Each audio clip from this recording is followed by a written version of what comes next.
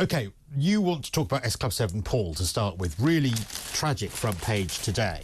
S Club 7 Paul died broke. And assets of about, I think, £20,000 is all that he had debts of more than £20,000. He left about £15,000 in his will. We didn't have a will, but left that behind. But what I think will really surprise people is, they filled stadiums, they filled arenas, they had countless number ones, they sold 10 million albums. Is there a wider story here about the number of pop groups that are put together by the Svengalis, like Simon Fuller, that just end up with nothing? Absolutely, you've hit the nail on the head. There is this real untold kind of quite dark story behind these manufactured pop groups where they are simply puppets. And famously, S Club 7, when they did go their separate ways, were only left with 50k each, which is kind of crazy, as you say, after selling out stadiums, selling millions of records, being famous. They had, I think, 7 number 1 singles. 10 million albums, yeah. And so you'd expect them to come out with a bit more. Apparently they were paid a flat salary of £150,000 because it was a salary, they were taxed on it. So again, it might seem like a lot of money to people at the time, but of course the people in the record company, the people behind the scenes, were getting a hell of a lot more. There was a very famous interview, I don't know if you watched it, there used to be a show called Liquid News. Yes, I do remember it, yeah. And it used to be on BBC 3, as it was then. I think it was called BBC Choice then. And I don't know if you remember that this came out when S Club 7 were famous, what they were earning. And Claudia Winkleman, who presented that show, asked them about whether it was true that they were all earning no money, and their record plugger came in and stopped the live interview. Oh my goodness! And demanded that they said this question is off limits, and took them off the set live on air. I need to find that. I need to find that on YouTube. Absolutely. So this is not a new story in as much as this, but to find out the extent of it is quite interesting. I think it's sad that, decades on from them splitting up and ahead of them reuniting for their stadium tour, Paul was really desperate for this money. He was relying on it to pay off his debts, and it's just really sad that he didn't make it to the performances. Well, when he was on Loose Women, yes, we had to buy him a shirt. Oh, that's so sad. He didn't have a smart shirt to wear, so we got it from him, and I think he gave it back, bless him. Oh, you should have let him keep it, Cristo. I think we did let him keep it. Okay. But he tried to give it back. But yeah, he didn't have a shirt to wear, and so it's real. But the other thing to add is that it continues in that S Club are releasing a song called These Are the Days in memory of Paul, but Hannah Spirit, who was Paul's girlfriend, has not signed the contract. I think there were ongoing negotiations about the fee. So now she was living in a car or office. She was living in her office block. Yes, that was it. Earlier this year. So she's not going to actually get any of the money from it. In the other 5 are probably going to get more money because they only have to split it 5 ways. Not that much. Yeah. So it continues. So well, of course, because they're managed now by, again, and he's not here to defend himself. I don't know how much he's making. I don't know how much he's got to, obviously, there's a risk involved in forking out the money to take the risk on this band, but they're back with Simon Cowell. So I imagine Simon Fuller. He was another big mogul Simon, who, of in course, the industry. Was behind the Spice Girls, that managed them very famously. All right, let's talk about, this is my favourite story in the whole world ever, which is, now, I don't know if you know this actress, Catherine Tyldesley, and she was in Coronation Street. She's been in a few things since, and essentially there was a PR company called Neverland, but it wasn't Neverland, it was Neverland, because there were no vowels in Neverland. And they sent out an email to a cake maker, a bakery, saying that we've got a client, they're having a 40th birthday party, if possible, will you make a cake? Will you make these cupcakes? Will you make a second cake for her husband? And will you do it for the exposure on Instagram? As it turned out, it was Catherine Tyldesley. She claimed that she knew nothing about it, but then did this Instagram video, weirdly, even though she claimed she knew nothing about it, identifying herself as the person involved and defending the PR company. Let's take a look. Utterly bizarre. Don't really know what to say.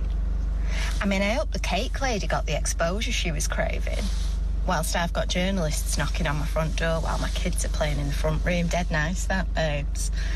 Thanks for coming. I mean, Look, I'm sorry, Catherine, but you said, "Oh my God, I'm absolutely mortified. Of course, I should pay for the cakes." You said that wrong, love, because it's a PR disaster, it is Cristo. a PR disaster. And it's I think it's even more funny because she's just in a car with a hair scraper. Yeah. Those sunglasses are amazing. Oh, well, they are amazing. They're a bit too big for her head. But it's also, yeah, you're right. It's really tone deaf. So not only have your PR company reached out to this small business who posted their reply on Instagram, which was brilliant, saying, "Thank you for your email." What are your thoughts? Was the last word of the email from the PR company. And they were saying, unfortunately, exposure on Instagram to your 700,000 followers isn't going to pay our bills and help our staff feed their kids during the cost of living crisis. So what I'm saying is any company who get these begging emails from influence or celebrities, I think they should name and shame and just post the emails. And I love that their email ended, what are your thoughts? Yes. And she was like, so those are my thoughts. I'm afraid of the goodwill and the Instagram isn't going to pay my mortgage, isn't going to pay any of my my staff. And she's now been inundated with orders. Do you think that Catherine Tyldesley is going to actually suffer for this? Do you think that people are going to stop booking her? Because there was then a feature, I think it was in the Mail, where, this is the problem when you do this. The Mail have done a brilliant thing today where, I'm sure it was the Mail, I really hope it was them, where there we go, the grafter and freeloader, where they've actually gone through every single product endorsement that Catherine Tyldesley has done. Well, I do think it will land badly. The gadget giveaway, the no-cost clothes, the wedding in Hello, the free-of-charge staycation breaks, the all-new electric BMW SUV. She will do anything for an Instagram post for money. Well, it's interesting because you mentioned she'd been in Corrie. She was also in Strictly. She hasn't been in loads since then. So maybe this is her full-time gig. Maybe she's become a bit of an influencer and a bit of a grifter and does just Blag things on the on the freebie. So look, I think that it has backfired. I think that when she did do a video, she should have said, "Look, I'm really sorry. Of course, we'll pay for the cakes. I didn't realise that this was being done in my name. Deny." But instead, she gave this snide remark. And actually, what is really nice is the small cake company based in Manchester have been inundated with requests, and they are doing well. So good for them. You need to do. We said this on WhatsApp to each other. You need to do a Hall of Shame each week.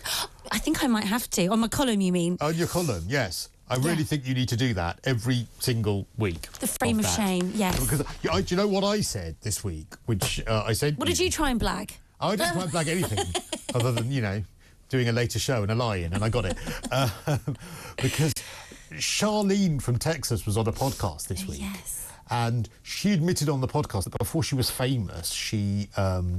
This is such a horrible story.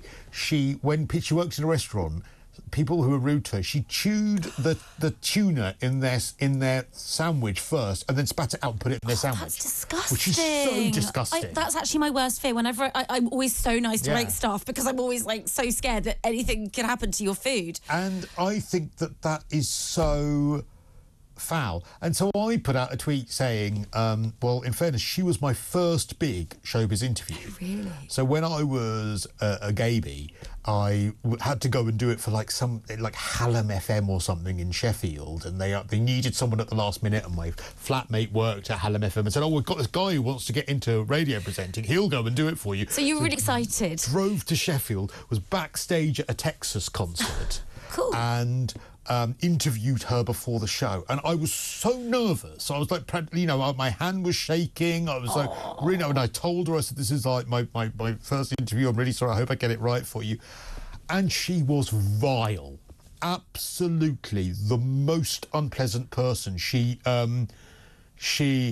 was rude. She was belligerent. She criticised my questions as I asked them. Oh, that's awful. I hate it when people do that. And I did things like, I was probably a bit crap. So I was a bit like, why were you called Texas? I think it's quite an interesting question. I think, why are they called Texas? Good question. I can't believe you don't know the answer to that question. Are you really asking me why we're called Texas? But all your listeners might not know why they're called Texas. And she was like, it was after the movie Paris, Texas. Well, that was her answer. Okay, so short, no context. And then I said, what would you do? And what would be the job you would do? You obviously work really hard to get famous. What would be the job you would do if you weren't a singer? I think I always ask that question. I think it's interesting. Oh, I hate it when I'm asked this question. Can't believe you're asking. Stop asking that question. And I was like, oh, okay. And she was like, I'd be a hairdresser. And you know, and she was just so, like, rude and just, oh, I can't believe you're asking. You don't know the answer to that already.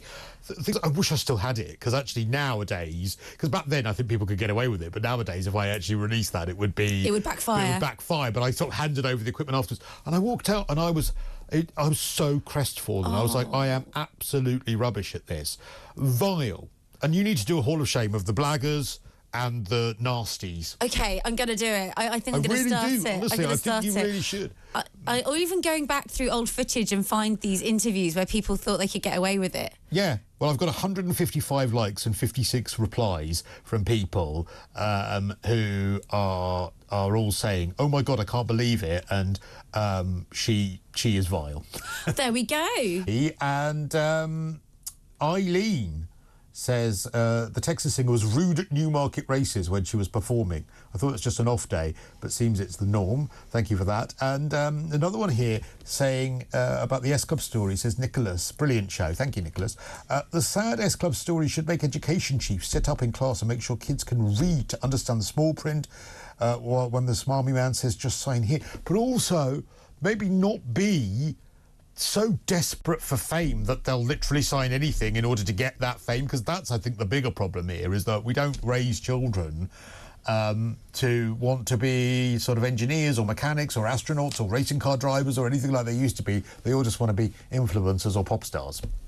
Hannah Hope, influencer and showbiz star. Nice to have you here, showbiz editor of The Sun on Sunday. OK, just before we let you go, some Strictly names, please. So it's that time of year again, Cristo. I know you find it nauseating, but the names have started to drop. And they're a little bit unsurprising. First of all, we've got... me. Sorry. One year it will be. Leighton Williams, who is a West End performer. He starred in Everyone's Talking About Jamie. He's done Rent. He's done loads and loads. He was actually a judge on one of the shows. He was a judge on that drag queen show, you know, where all the RuPaul's Drag Race. Oh, I know the one you mean. Of course he was. Which Steve McDonald from That was quite funny. And Ian from so he's a judge on performing, and now he's going to be doing it. Yes, I'm sure he's not going to be very good at it at all. He's great, by the way. He's a brilliant performer. But it's just a little bit nauseating, I think, when they book these sorts of people. Then we've also, which I think is quite a good signing, Angela Rippon. She's 78. She presented Come Dancing back in the 90s. Yes. And she's actually lovely. I don't know if you've ever met her, but she'll, you know, whenever I've chatted to her on red carpets, she'll always make time to stop and chat. She's so professional. She treats every interview as if it's going out live on TV. She's got a bit of dance experience. She's trained ballet dancer. Yes, and she also did a very famous dance skit with Morecambe and Wise. Yes, she did. Good reference. Thank you. And then finally, this is an interesting one, Amanda Abington of Sherlock fame. She used to be married to the guy from The Office, Martin Freeman. Two children, never married. So, yeah. Oh, they weren't married? No. Oh, all right, but they were together for ages. For like 16 years. OK, and how's Twitter reacted to her being on? Well, it's quite interesting. So she's made quite a lot of... people say that she's a turf feminist. She used to follow me and then she unfollowed me. Oh, really? Yeah, she did. I wonder what you said, Cristo. I don't know. Probably going on about low traffic neighbourhoods. Yeah, probably. This is boring. Anyway, but so lots of people are saying that she's anti-trans because she's liked some tweets and she's made some interesting comments in the past. No, she has. She's worried about women's rights when it comes to the trans debate. Exactly. So lots of people are reacting to that. So that's going to be interesting. Positively, yes. Not. OK. And there'll be more names announced later this month, but we are revealing one tomorrow in The Sun on Sunday. So you'll have to pick it up. Any soap names, or can you not say? Well, it's already been revealed that Bobby Brazier from EastEnders is doing it. So he'll be a really good signing. He's got a huge fan base. He's quite cute, isn't he, Bobby Brazier? He's got good hair. Lovely curly hair. And he's quite good in EastEnders. He was terrible when he first came in. He couldn't act his way out of it, but he's quite good now. Oh, so he's actually improved. Yeah, he's really improved. You know, you can go one of two ways. Like, you know, when they bring in a new person, sometimes they just remain rubbish. God, I really did think he'd be the EastEnders one. I gave you a couple of names that I was convinced were going to be the EastEnders ones. Yeah, but that's just because you're an EastEnders super fan. But I think Bobby's a great name because he can obviously talk about his mum, Jade Goody, and people remember, her from Big Brother. I am going to vomit. No. Oh, no, I'm sorry. He's going... No, I'm not being horrible about his mum, but he's going to dedicate a dance to her, isn't he? He is, absolutely. And They've also... always got a dead relative. Well, who was the one that had the dead sister last year? And it was like, I dedicate this dance to my dead Jade sister. Adams, was it? They've always got a dead relative or a dead dog or a dead auntie or something. It's like, I'm going to dedicate this dance to my dead dog. It's a bit like X Factor. They used to do the sympathy story. They have to pull at the heartstrings. So it will be interesting to see how it goes. They bring out the gran on oxygen, going, oh my God, I'm doing this love song for my gran who's like, on oxygen and painkillers. But look, remember the X Factor one as well, where my God, she wasn't going to audition. Nikki someone. She wasn't going to audition, but then her father died, and they were going through her father's papers, and they found the X Factor application, and then she applied. And she really planted there by producers. Of course wasn't it was. Of course it was. Well, look, at least it's something we can all sit and tune into on a Saturday night. The glitz and the glamour. We need it at the moment with the cost of living crisis in this miserable weather. So it does give us something to look forward to. Well, who don't hope Strictly isn't having a cost of living crisis. Well, we'll have to stay tuned for that one. I hope not. Thank you, Hannah Hope. You're welcome. Nice to talk to you.